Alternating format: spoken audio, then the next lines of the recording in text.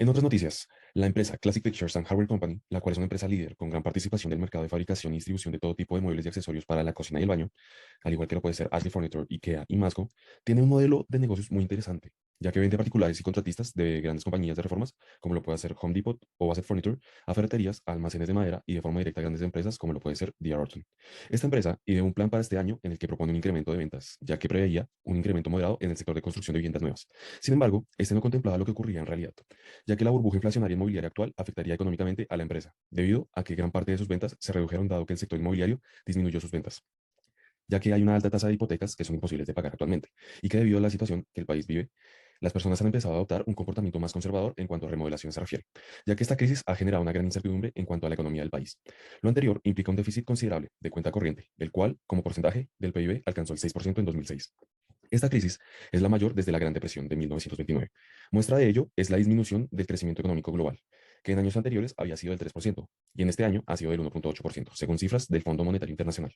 Con esta información, ahora vamos con los asesores de Southwest National Bank que nos explicarán más sobre esto. Mi nombre es Sara Alejandra Gómez González y el día de hoy les estaré presentando el análisis vertical y horizontal. Para el mes de julio, la proyección real, una variación negativa del 0,13%, lo cual es un mal indicador para la empresa porque representa que no hubo ventas suficientes para este mes. Para el análisis teórico, las cuentas por pagar se mantuvieron en el tiempo, por lo que no hubo una variación significante, mientras que para la proyección real, las cuentas por pagar tuvieron un aumento para los meses de enero a abril, por lo que esta variación fue clave porque nos estaba tomando en cuenta transferencias que se realizarían respecto a las cuentas por pagar y por eso la caja fue negativa para este mes de julio. Otro factor influyente fue la deuda a corto plazo porque para el análisis teórico tuvo un valor de menos 4.385, lo que significaba que la empresa había cubierto parte de la deuda. Sin embargo, en el análisis real, el valor fue de 7.055, lo que representa que no se cubrió la deuda a corto plazo y además aumentó. Siguiendo el comportamiento de la deuda a corto plazo, es posible ver que de enero a mayo tuvo un comportamiento de crecimiento de manera exponencial, pasando de representar el 0,1% respecto a total de activo a representar el 12% respecto a total de activo para el mes de mayo. Además, esta deuda a corto plazo no podrá cubrirse de manera eficiente por el análisis de comportamiento de las ventas, ya que si se espera cubrir la deuda a corto plazo en el tercer semestre, esto será muy difícil porque no habrá una mejoría en las ventas por la estacionalidad. Además, para el mes de julio se estaba presentando ya una variación negativa de las ventas, lo que sería muy difícil de recuperar en el tercer trimestre.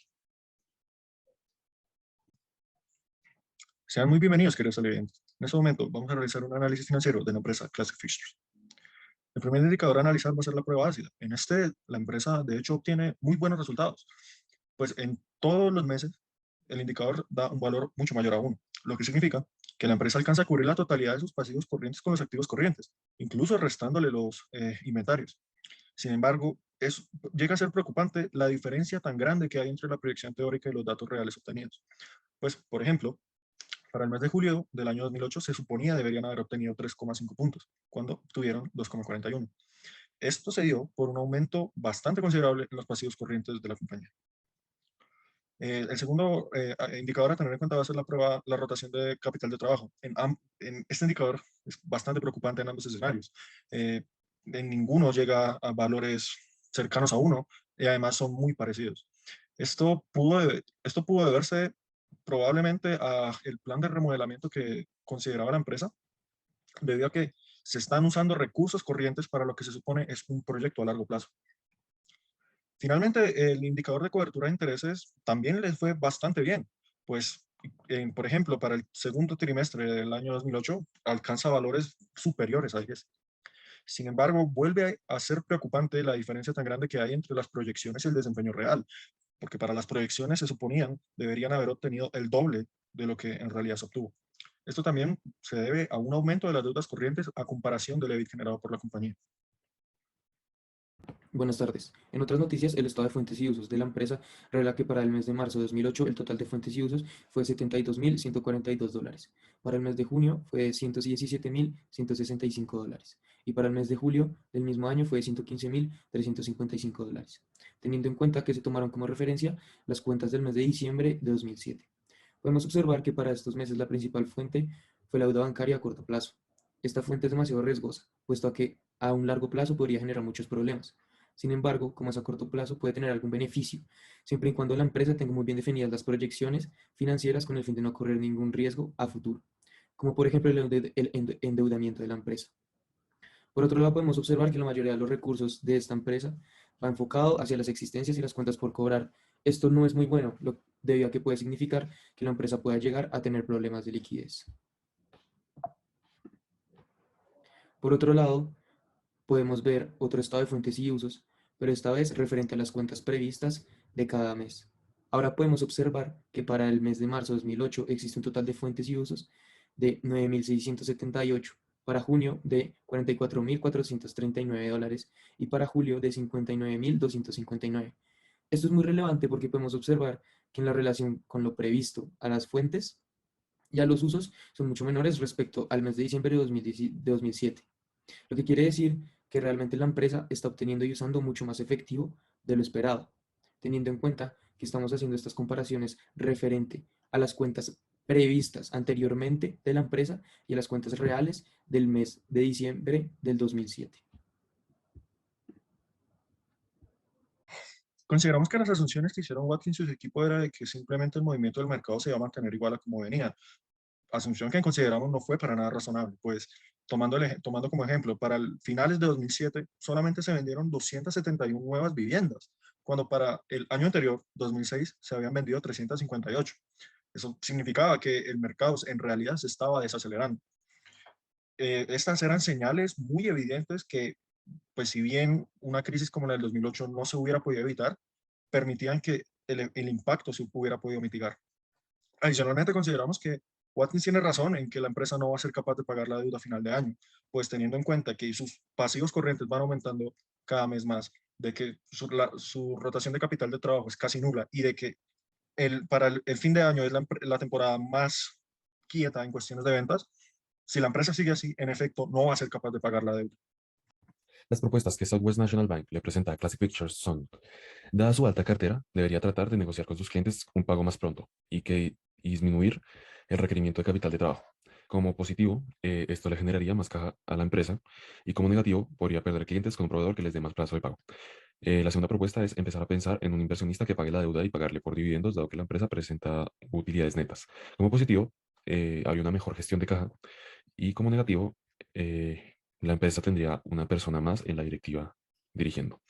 La última recomendación es poder negociar un interés fijo y pasar la deuda a largo plazo. Como positivo, se fija la tasa y paga menos amortización por mes. Y como negativo, puede volverse una burbuja la deuda. Una disminución de ventas del 12%, tomando en cuenta algunos patrones de comportamiento de las ventas anteriormente de los meses, inflación mensual del 0.5% y una tasa impositiva del 23%. Bueno, en primer lugar vamos a analizar el estado de resultados. Podemos ver que las ventas netas disminuyeron exponencialmente. Podemos ver que tuvieron unas ventas en agosto de 74.589 y ya para diciembre eran 44.731.